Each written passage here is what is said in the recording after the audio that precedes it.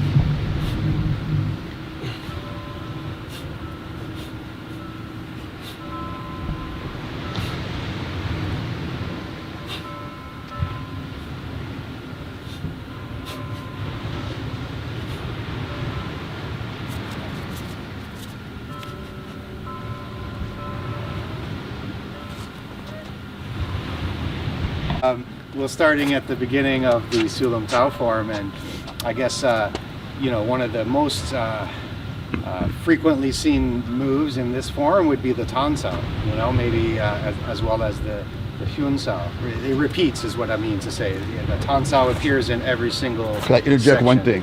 When Yes. you do the Tan, a lot of people are thinking we're blocking with the hand. You're blocking from here over.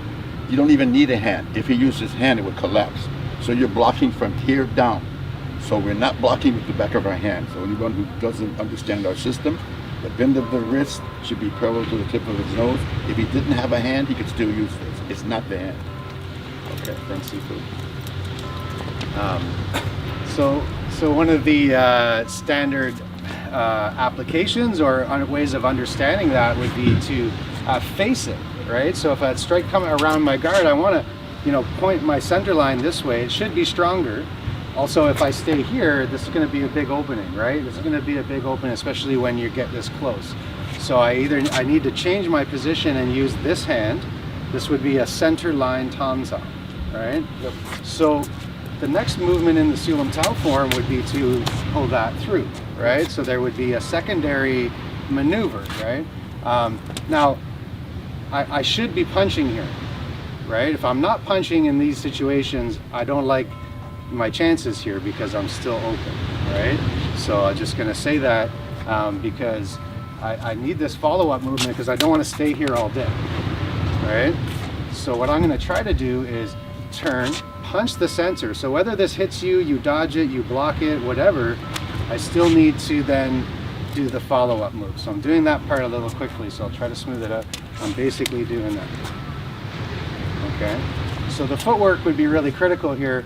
First to face here and then to give myself room, right? If I still stand here, I think I'm still potentially in the line. So I'm either gonna have to make an adjustment with one foot or another. So I don't know if you can see the feet here, Sifu, but I'm gonna try to do step one and then step two. Now I can come forward, I can kick, I can try to do whatever I need to do next, depending on what my opponent is doing, okay? So that was a little quicker, but I'm still turning making space as that happens, and then if I have to, I'm going to start, have to come forward again. Okay. So that would be an example of, facing the point of contact. Right? But if I'm in this guard, that's not always so easy to turn so much, right? Like if I was in this guard, that's not so hard to pull off, right? So I find when I'm in a parallel and that happens, I just do the central line version, okay? Because I'm already facing this way. So I can move away out of that line of force. It's a little different than if I was set up like this, but I have use of both hands. So there's a trade-off here. In this setup, I don't have both hands yet until the second or it comes over. Kind of follow-up part. Okay.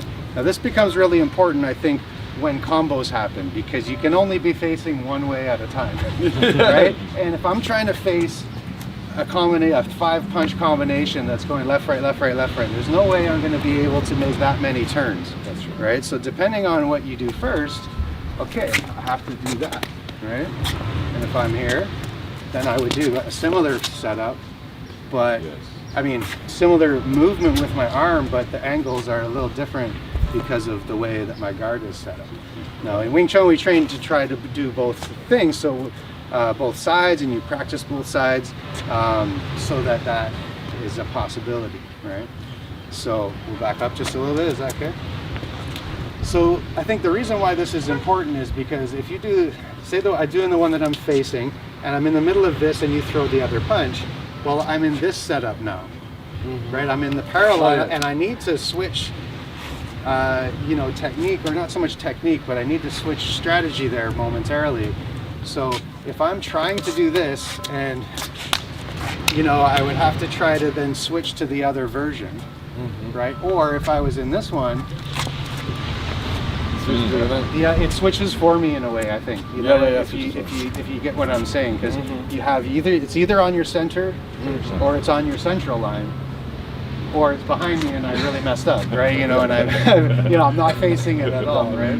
So when we practice the form, we do it on the center line, right?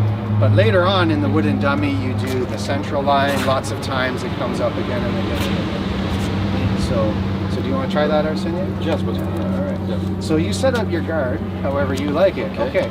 So let's say I throw my punch this way. You're already facing that way, so it should be pretty simple. And then if you want, you can pass this, you could do the underneath. Yeah, let's try that a few times. I'll just do the first punch. So I bam, and you're on the outside. All right, so he faces the tonsal and then takes it across. That's good, yeah, that's good. Yeah. Okay, we'll come back here a little bit.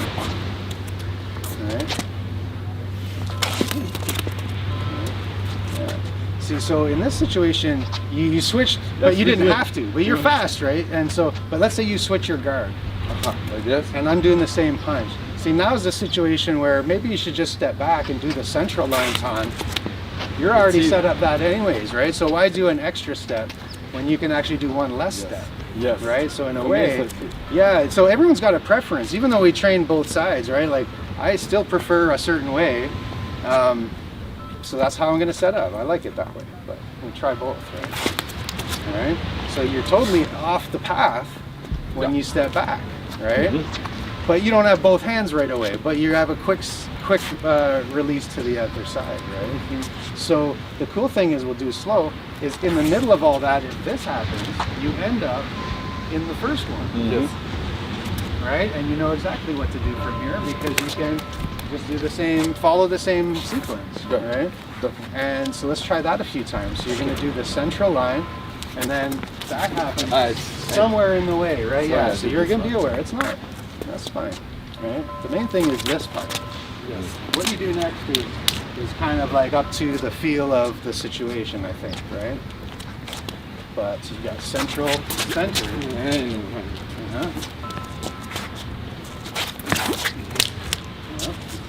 That sounds it's all right, right? But you know, the woo and the tan, they're almost interchangeable, I think, in these situations, right? Something's getting there. That's what's important. Yeah. You know, like for practice, like that, you know, what's going to work, right? You know, from that position, right? You want to go back to this one, Sifu? Explain the punch. Okay. Lao Sao. Okay, well, the punch is actually, like, I mean, in this case, what we were doing is the Tan Sao to the Lao Sao, which then blends and becomes the Pak Sao, right? So I would say, like, in this, if you're feeding me, there's like some sort of a rebound, like there's a contact here and there's a line of force. So either I'm strong enough to hold it or I'm not. As soon as I realize I'm not, I got to get out of the way, right?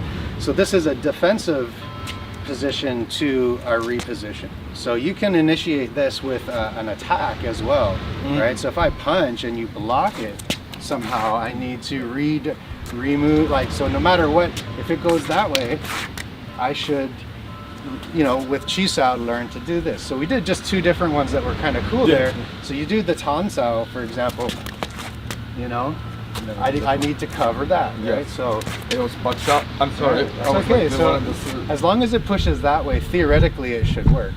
Yes, gotcha. Right. So should I do the down? Or the Pak. Or the part? And what I'm doing is just punch, woo, Pak, hit. Yes.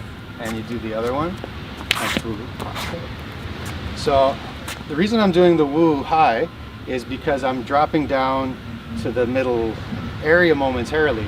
So I may not be fast enough always to do this, right? So if I go down to 6 o'clock, for a moment, something pops to 12 o'clock until this can get back here. And then I should hopefully, you know, if I do this one-handed, I feel I'm a little late there, you know, especially you're fast, right? But if I have, you know, something in the way, in the position, right? So it's not really that I'm all that fast, it's just I was there in the right place at the right time. And so then we can work with that, right? But basically what I want to do, if I do the punch, to explain to the beginner, I punch and I practice this Lao Sao. So if I punch and he pocks my hand, I go on top. So when he punches, he's pushing that way. I'm not going to argue. He's going that way. I do a Lao Sao and circle around. And it should be a small circle. So I punch, I Lao Sao to get to the blind side. I can also do this as a fake. See? So I fake and he moves. I go. So that's what we're explaining the Lao Sao. So maybe we were just jumping a little ahead there a little bit of ourselves, but we're having some fun. And whether it's a one-handed thing like this and you just do that, or in the other case, what we were showing is you're actually doing a Lin Su Dai Da, is that something, right? The two hands at the same time. So that forces me to use two hands at the same time, right? There's no way I'm going to really be fast enough with just one arm, even if I'm fast, to overcome that.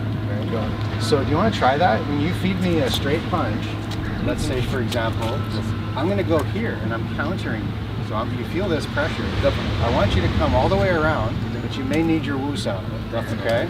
Because I'm going to be trying to do this. Okay? Got it. You see? So, but when you feel the force of this hit your punch, it should be the same as the one arm thing, right? Yes. It's just it's pushing that way so you can really let it go, right? So we'll try. Okay. Right. Yeah, the look. More. And now what if I did a Pak Da? Do this. I want you to do the same thing. Them around to the inside. Yeah.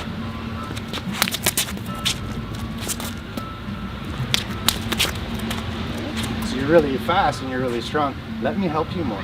Gotcha. You get what I mean? Like, so when I, you know, let this contact make you fast. You just save your energy. You see, that one was really, I felt was really fast, and you probably tried less in a way, right? So when I helped you, can I do something? Okay, it's in your favor. Could you throw the punch? Throw the punch and leave it out. Okay, pop. Okay, leave your elbow here and I'll circle around. Because you were coming back. Pulling back. So when he does it, I leave it fixed on this point and circle around. See? Instead of leaving that elbow, because if you do a punch, boom, see?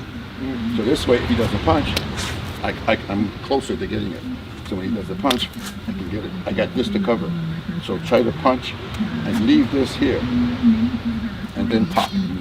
Got it. Yeah. Fixed elbow position. Okay. That's it. Right, like they both push the outside, so Yes. you know, unless I went the other way, you wouldn't have to do a different technique. And if they did a different type of hard style block, it's very, very similar, right? As long as it's You pushing that way, feeling that force. that maneuver should apply. So we'll do a few more.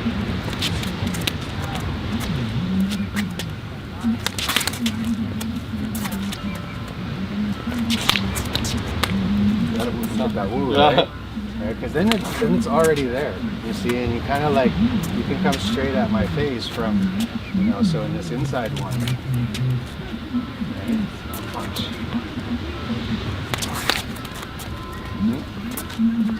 If you guys come, don't pass this line here. See this broken line? Don't come this far. Stay on that side. Thanks. You did it. Stay on that side of the line. Thanks.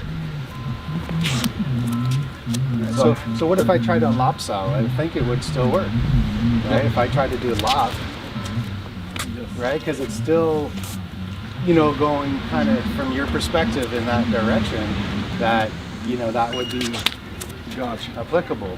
What if I did a bong lop? Should still work. Yep. All right. Right, like, you know, as long as your timing is there, this is what we're, you know, looking at from a perspective of using like one sequence, but trying to understand it in more than one way. Got it.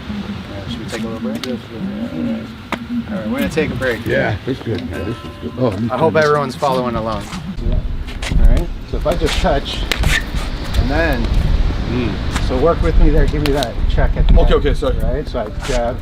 Up back. Give me the second Just jab. a second. I got you. So I touch, boom, and then I'll try to Gotcha. keep going, right? Whether I get this or not, that would be, right? So instead of just standing there, you, And that check throws you right there. right? Gotcha. So that would be one more time. And then I try to, you know, catch something else at the end of all that. Got it. All right? So you want to try that? Yeah. So I'm gonna, as soon as you touch, I'm gonna throw that. Got it. And if I'm fast enough, I'll get that. Got you. Yes. All right?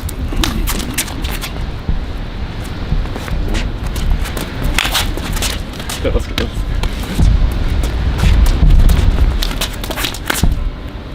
Alright.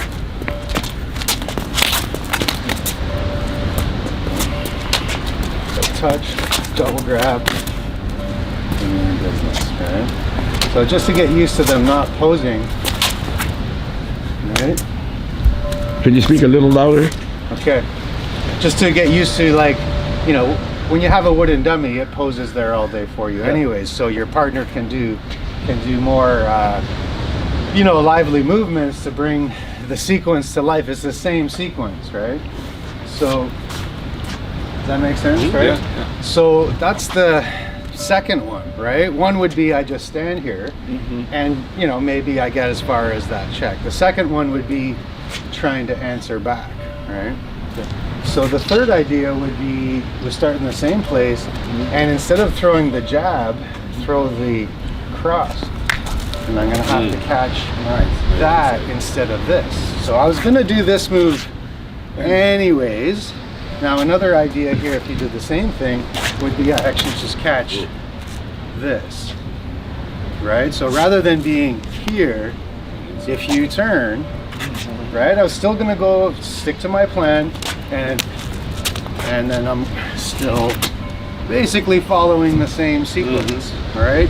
It's a little different, like the angles change slightly, but I have to cover the space because I don't know which one of those you're gonna do, right? And then you can work your way into the next thing. So we'll keep getting contact, right? So you come in and get contact, and you get How that. do you do this one? You can get the double here, Double. and then come on this side, or you could sometimes catch the, Right. you know, catch the jaw and the palm strike here at the same time. So I'll wait for contact, and then that's okay. All right. Or like in set 2 where you do your interruption, if you feel like it's a good idea, you could switch sides like at the last, right? If you want to, so you catch here, and so you could just go about the same, the same sequence that you would have in the second section. Gotcha. So it's still the same sequence of moves, though. Yeah. Right? Gotcha. So it's not changing really anything. You get contact, and you get that. So let's rewind a sec. Back to the beginning. Stage one, I'd stand here and let you go about your plan. Got it. Stage two, I'm gonna withdraw after contact. And Yeah, throw the jab. just Still come around, right? Let's do that again. I feel it, I come in. Now I'll do that again and try to check. Oh, Yeah, does that make sense, right? So that's kind of like 3 or 2.5 variants. Okay, yes. And now the last one, as soon as you touch, this guy comes. Or stay. And you can stay, like you have to make a decision based on like what feels right. Yes. You know what to do. It's not about like, you see targets, you hit them, but it's sort of like by following the same Motions. sort of motions, but maybe in our minds we can have more than one visualization, and if you're teaching a beginner, it's nothing wrong with just standing here and learning the sequence, right? Because before you can do anything spontaneous, you got to have a good plan, right? Yeah. If you have no plan, you're going to be in trouble, right? Right? So does that kind of make sense? So it's sort of like on the receiver to play a little bit and either play along or add more. this, right? So if I was to stick to, let's say, the double jab and the jab cross, and you can just keep doing your entry, and you don't know which one I'm gonna do. Yeah. Let's just say, right? So I'll just like alternate for a bit.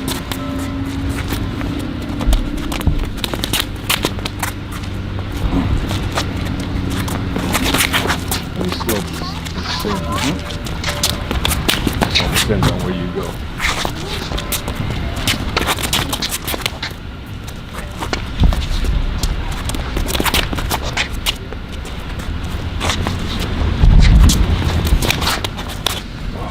Is that good? Like kind of just a way of bringing a sequence that you might be really familiar with already, and trying to maybe imagine, I'm sure there's other things we could come up with if we just sat here for a minute and just thought, what else could fit in, potentially, right? Yes. And it's all just a theoretical idea.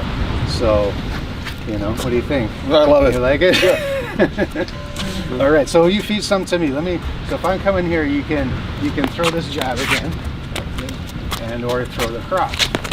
Sorry about it. If you do nothing, I'll keep going, right? Yeah. So if I'm ahead, I'll just keep going. Yeah. Right? Yep.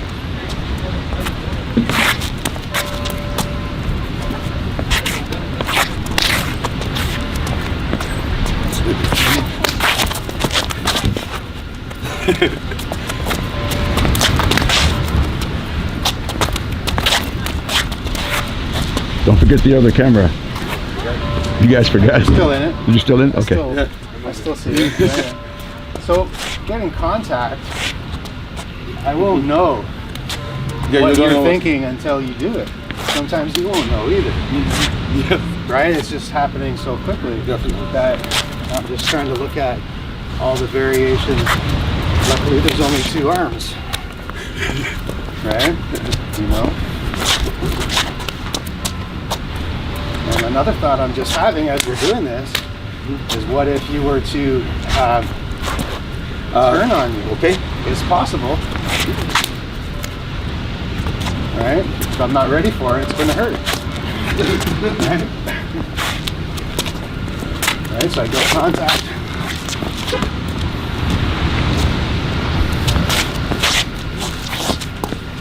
Okay, so we can add that into the mix. You got that.